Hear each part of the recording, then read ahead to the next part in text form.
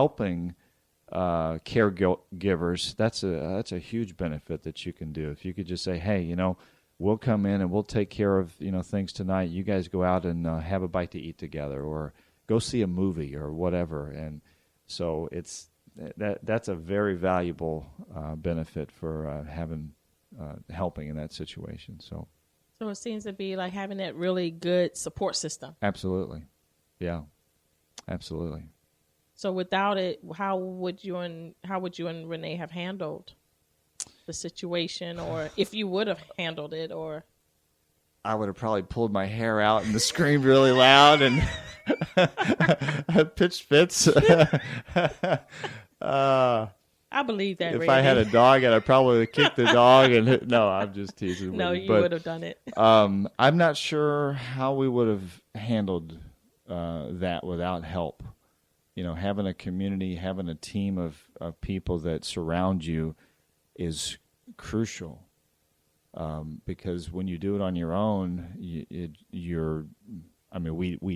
had help there, but there were times when we kind of felt alone because nobody really understands what you're going through. Mm-hmm. And if they haven't gone through or had a problem, like that with a loved one that they've had to take care of, then they can't relate. So having a community, having people around you that surround you and love you and care for you and want you to get through this, that's huge. That is huge. That's good. Yeah. That's awesome. You're funny, dude. I don't think I am, but okay. So with everything happening, I like to have fun. Yes, you do. Yes, you do. With everything that has happened, with your transition with your dad and now, was there something that impacted your life the most in all of everything that you went through with your dad and now where you are in life? Do you have that one thought like, wow, I'm glad I went through this because this is what I got out of it, or this is what I've learned, or this is how my life has changed? Yeah, I think the biggest thing that I took from all of that and from where I am now is God is real. And there's nothing that we go through that he doesn't know. And he is intimately involved in our lives. And there were so many times, really after both my parents passed away, that the only strength that I found was getting on my knees and really just trying to figure out, God, how do I work through this? How do I, because I felt like my heart was ripped out. I had lost both my parents, and, what do I do now?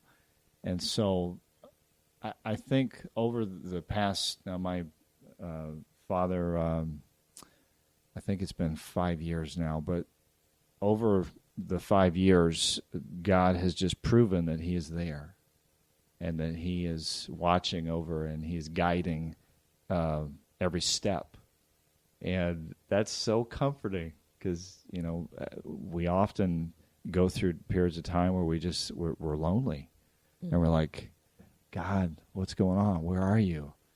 And it's through those, it's like the Footprints poem, through those tough times is when he carries us. And so I feel like, God has always carried me through those tough times. So it's awesome. That's good. Yeah, so if I had to take one thing away, knowing that God is real and God is there and that he has a plan, and somehow that fits together in it. So. Wow. I'm speechless. And that's not easy. No. That's wonderful. That's wonderful because a lot of people will be resentful or angry, or upset. And some people will walk away from God and blame God for the things that they go through. But it's refreshing to hear that you're seeking God. And not only that, you're applauding him and thanking him for acknowledging really for him being in your life, even at the rough times. Yeah. And sometimes we think that it's all about him being there with the good times. No, it's, when you're, we're involved in leadership. And so one of the great things about that is that we learn that on the mountaintop, everything is good, everything is, is well, but you are preparing for the valley because you know the valley's coming. And then when you hit the valley and things are just rotten, you can, because you were on the mountain and you were preparing for the valley, when you hit that valley, you can learn from those challenges that you went through. And you say, okay, what can I learn from this? How can I grow? And God, what are you teaching me? What do you want me to learn so that I can be better, so that I can help other people who are going through those same situations? Mm-hmm. So, yeah. So you mentioned leadership. What do you mean by leadership? What is life leadership? During that process of us going through all the challenges with giving care to my family, the church that we were a part of, there was a family that befriended us, and we really became close.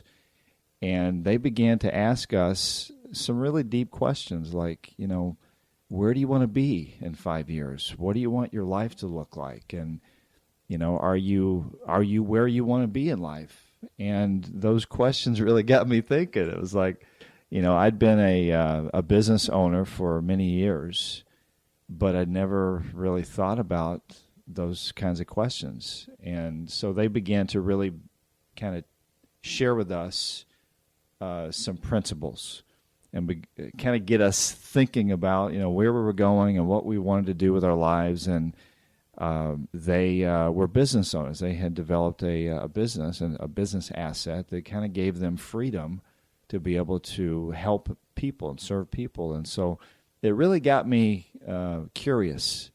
And so the more we began to learn, the more we began to really see that there was something here that we needed to find out about. So life leadership kind of walked into our life at just the right time, and we walked into a community of people who were principle-centered and Christ-centered, wanted to serve people, wanted to help people, but wanted to develop people and help them to achieve more in life. And so we've been connected with this company and organization now for about 3 years, and my life is totally different from where I was even back then because I've learned so much. The principles they're just biblical principles, really, but it's made such a difference because it's changed my thinking and helped me to not only know where I am, but now know where I'm going in this life and have a goal, have a dream of what I want to accomplish. Mm-hmm. So it really came into our lives at the right time, and we just have now met just an incredible community, and we're building now a community of people that are doing the same thing. So it's awesome. So it's basically they became your caregivers. Yeah. Yeah, exactly. And you became the caregivers of other people, exactly. And just in a different sense. It's just to ignite their life in a way. Yeah. Wow, that's a great perspective.